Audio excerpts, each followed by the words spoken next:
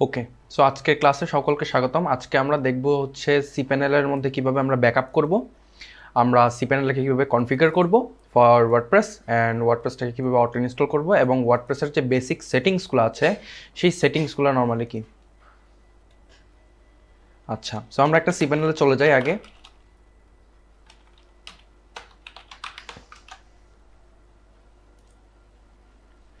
সিপ্যানেলে গিয়ে আমাদের সবার প্রথমত লগ ইন করতে হবে, অ্যান্ড লগ ইন করার পরে আমাদের হচ্ছে সিপ্যানেল থেকেও কিন্তু আমরা ফুল সার্ভারের একটা আগে ব্যাকআপ নিতে পারি এবং সার্ভার ব্যাকআপটাকে ডাউনলোড করতে পারি। আবার ওয়ার্ডপ্রেস থেকেও কিন্তু আমরা হচ্ছে ব্যাকআপটাকে ডাউনলোড করা যায়। হ্যাঁ, সো নর্মালি সার্ভার ব্যাকআপটা কী হয়, এটা পুরো সার্ভারের ডাটাবেস অ্যান্ড পুরো সার্ভারের ফাইলসগুলো কিন্তু ব্যাকআপ করবে। বাট ওয়ার্ডপ্রেসের যে ব্যাকআপটা এটা করবে জাস্ট ওয়ার্ডপ্রেসের ভেতরের ইনসাইডের হচ্ছে ব্যাকআপটাকে। আচ্ছা, সো সার্ভারের ব্যাকআপ রাখলে সুবিধা কী এবং ওয়ার্ডপ্রেসের ব্যাকআপ রাখলে সুবিধা কী। সার্ভারের ব্যাকআপ রাখলে সুবিধা হচ্ছে আপনি পুরো সার্ভারটাকে একসাথে ব্যাকআপ করতেছেন, সেই জায়গায় জাস্ট সার্ভারটুকু ব্যাকআপ হচ্ছে। আপনার ওখানে কোনো যদি উল্টাপাল্টা ডাটাবেজের প্রবলেমও থাকে সেখানে, তাইলে সেই উল্টাপাল্টা ডাটাবেজ সহ সেটাই ব্যাকআপ হয়ে যাবে। তাইলে হচ্ছে আপনার প্রবলেম যদি ভেতরে থেকেও থাকে তাইলে ওয়ার্ডপ্রেস থেকে সেটা ভেঙে যাবে না।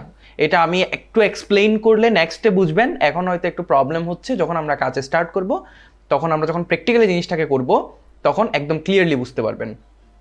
যাই হোক, ব্যাকআপ করার জন্য আমরা প্রথমে এখানে সার্চ করব ব্যাকআপ, অ্যান্ড ব্যাকআপ উইজার্ডে গিয়ে সিপ্যানেল থেকে ব্যাকআপের জন্য নর্মালি হচ্ছে আমরা এখান থেকে ব্যাকআপে ক্লিক করব। ঠিক আছে, জাস্ট ব্যাকআপে ক্লিক করলে আমরা হচ্ছে ফুল ব্যাকআপে যখন ক্লিক করব তখন আমরা পুরো হোম ডিরেক্টরি, মাইএসকিউএল, ইমেইল, এই যে পুরো ব্যাকআপটাকে পাবো। কিন্তু যদি আমরা ওয়ার্ডপ্রেসের ব্যাকআপ অপশন ইউজ করি তারা কিন্তু ইমেইলের ব্যাকআপটাকে নেয় না, তারা জাস্ট হোম ডিরেক্টরি এবং মাইএসকিউএল নেয় এবং জাস্ট আপনার ওই নির্দিষ্ট একটা সাইটের নেবে। বাট এখানে হচ্ছে সব সাইটের নিয়ে নেবে। তো আমি যখন ফুল ব্যাকআপে দিব তখন তারা পুরা ব্যাকআপটাকে নেবে। আপনারা দেখতে পাচ্ছেন ব্যাকআপ ডেস্টিনেশন কি মিনস হচ্ছে ব্যাকআপটা যে তৈরি হবে এটা কোথায় স্টোর হবে এবং কোথা থেকে আমরা ডাউনলোডটা করব সেটা হোম ডিরেক্টরি স্টোর হবে, এবং জেনারেট ব্যাকআপ দিলে এই ব্যাকআপটা রেডি হয়ে যাবে। সো এখন ওয়েবসাইটটার একটা ব্যাকআপ আমরা পেয়ে যাবো জেনারেট ব্যাকআপে ক্লিক করলে। যাই হোক, এটার ব্যাকআপ এখানের প্রয়োজন নাই, এটা হচ্ছে আমরা ওয়ার্ডপ্রেস থেকে দেখবো কীভাবে ওয়ার্ডপ্রেস থেকে ব্যাকআপ নেওয়া হয়। কারণ নর্মালি কি হয়, পুরো সার্ভারের যে ব্যাকআপটা এটা নর্মালি হচ্ছে সার্ভার এন্ড থেকেই নেওয়া হয়। হ্যাঁ, আপনি যে সার্ভারে হচ্ছে যে হোস্টিংটা নিছেন বা যে সার্ভারে আপনি কাজ করছেন সেই সার্ভার এন্ড থেকে কিন্তু একটা ব্যাকআপ অলওয়েজ নেওয়া হয়। তো সেই ক্ষেত্রে সার্ভার এন্ডের ব্যাকআপ নিয়ে নর্মালি আপনার অত প্রেশারের প্রয়োজন নাই, বাট নিয়ে রাখতে পারেন একটা। ঠিক আছে, ফর ইউর ওন সেফটি।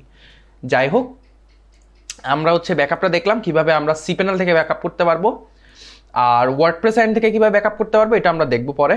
এখন কনফিগারেশনটাতে আসি। সো কনফিগারেশনের জন্য আমাদের করতে হবে কি, ওয়ার্ডপ্রেস এটা একটা সফটওয়্যার, অ্যান্ড এই সফটওয়্যারটা হচ্ছে আমাদের হোস্টিং এন্ডে ঠিকমতো চলার জন্য আমাদের হোস্টিংটাকে কিছু ধরনের কনফিগারেশন করতে হয়, এটা সবসময় মনে রাখবেন।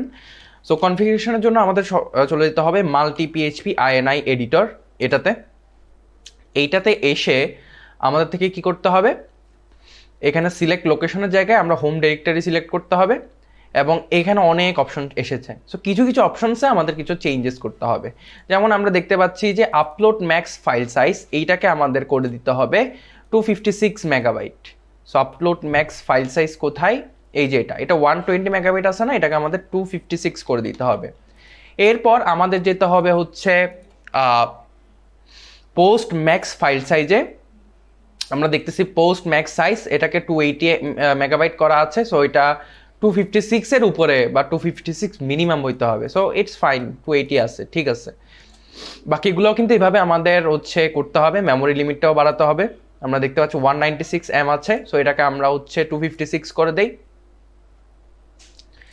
256 করে দিলাম। অ্যান্ড আমাদের ফাইল আপলোডটা অন সবসময় থাকে নর্মালি, এটা চেঞ্জ করার প্রয়োজন নাই। File max file size, upload max file সাইজটা 256 M. So everything is normally fine. এটা 128 মিনিমাম হইতে হবে, বাট আমরা 256 আছে অলরেডি। হ্যাঁ, এগুলো কিন্তু আমরা নিজেদের ওয়েবসাইট হিসেবে আমরা আগেই কাস্টমাইজ করে ফেলেছি কনফিগারেশনগুলো, ঠিক আছে, এখন আর করার প্রয়োজন নেই।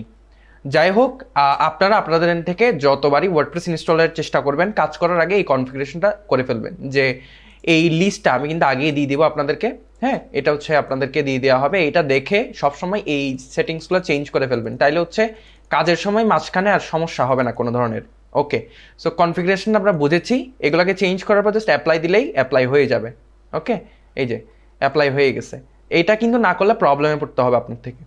এবার হচ্ছে আমরা দেখব কীভাবে ওয়ার্ডপ্রেসটাকে ইনস্টল করতে হয় অটোমেটিক্যালি। অটোমেটিক ওয়ার্ডপ্রেস ইনস্টলের জন্য আমরা কি করব, নিচে চলে আসবো, নিচে এসে ওয়ার্ডপ্রেস ম্যানেজ বাই সফটওয়্যারগুলোতে ক্লিক করব, এবং সফটওয়্যারগুলোতে এসে এখানে আসলে ডিজাইনটা এক এক ধরনের হয়, ইউআইটা এক এক রকম, এক এক সময় এক এক রকম হয়। যেটাই হোক আপনার থেকে ইনস্টলে ক্লিক করতে হবে। ইনস্টলে ক্লিক করার পর আপনি ওভারভিউতে ক্লিক করতে পারেন, যেটা দিয়ে হচ্ছে আপনার কয়টা ওয়ার্ডপ্রেস আছে সার্ভারে দেখতে পাবেন। এবং যদি ইনস্টল করতে চান তাহলে কি করতে হবে, এই যে এখানে এসে এই যে এটাতে ক্লিক করতে হবে, এই যে এই তীর চিহ্নটাতে, এরপর কাস্টম ইনস্টল। কাস্টম ইনস্টলে এসে সবার প্রথমে দেখতে হবে আপনার HTTPS আছে কিনা, ডোমেনটাকে সিলেক্ট করে দেবেন যে ডোমেনটাতে আপনি ইনস্টল করবেন। এরপর ভার্সন টার্সন সবগুলো সেম থাকবে, ইনডিরেক্টরিতে কিছু থাকলে এটা কেটে দিবেন, মানে মেইন ডোমেনে যদি ওয়ার্ডপ্রেস ইনস্টল করতে চান। এটা এখানে একদম এমটি থাকবে, এখানে কিছু করার দরকার নাই। একটা অ্যাডমিন ইউজার নেম, একটা অ্যাডমিন পাসওয়ার্ড দিয়ে দেবেন, এগুলো একটু হার্ড দিবেন, নর্মাল পাসওয়ার্ড দিবেন না এরকম। অ্যান্ড এখানে আর কিচ্ছু করতে হবে না, ক্লাসিক এডিটরে টিকমার্ক থাকবে, আর কিছুই দরকার নাই, জাস্ট ইনস্টলে ক্লিক করবেন। ইনস্টলে ক্লিক করলে কি হবে, তারা একটা ওয়ার্ডপ্রেস ইনস্টল করবে। যাই হোক, আমি একটা ওয়ার্ডপ্রেস কিন্তু ইনস্টলই করে দেখাই। আমি হচ্ছে আমাদের এই সাইটটার একটা ওয়ার্ডপ্রেস অলরেডি আছে, আমি এটাকে ডিলিট করে দিই। ডিলিট কীভাবে করতে হয় সেটা আমরা শিখে ফেলি একটু। এই যে ওভারভিউতে আসবো, এখানে একটা ওয়ার্ডপ্রেস ইনস্টল করা আছে, আমরা এটাকে এখানে ক্লিক করলে কিন্তু এটা ডিলিট হয়ে যাবে, রিমুভ ইনস্টলেশন।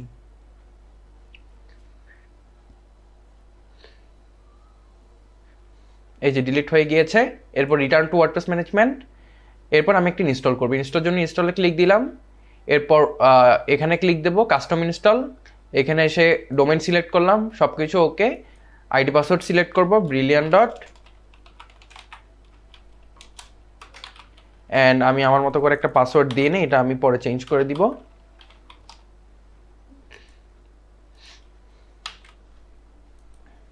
আচ্ছা, এরপর হচ্ছে ক্লাসিক এডিটরে টিকমার্ক অ্যান্ড ইনস্টল, আর কিছুই লাগবে না। এখানে আর কিছুই করার দরকার নাই, এটা এখনই ইনস্টল হয়ে যাবে। এটা মানে এরকম 10%, 12%, 15% করে গিয়ে ফুল ইনস্টল হয়ে যাবে। আচ্ছা, আমাদের কিন্তু এটা হয়ে গিয়েছে। আমরা এখানে দেখতে পাচ্ছি আমাদের দুইটা লিঙ্ক আছে। এটা হচ্ছে আমাদের অ্যাডমিন ইউআরএল, যেটা দিয়ে আমরা ওয়ার্ডপ্রেসটাকে কন্ট্রোল করব, এবং এটা হচ্ছে আমাদের মেইন ইউআরএল। সো এটা একটা ওয়ে ওয়ার্ডপ্রেস ইনস্টলের, আমরা দুইটা ইউআরএল পেয়ে গিয়েছি। আরও দুইটা ওয়ে আছে, যেগুলা আরও 2-3-4টা ওয়ে আছে আসলে, বাট লাইভ সার্ভার ইনস্টলের আরও একটা ওয়ে আছে ম্যানুয়ালি ওয়ার্ডপ্রেস ইনস্টল, এটাও আমরা শিখবো নেক্সট ক্লাসে। অসংখ্য ধন্যবাদ।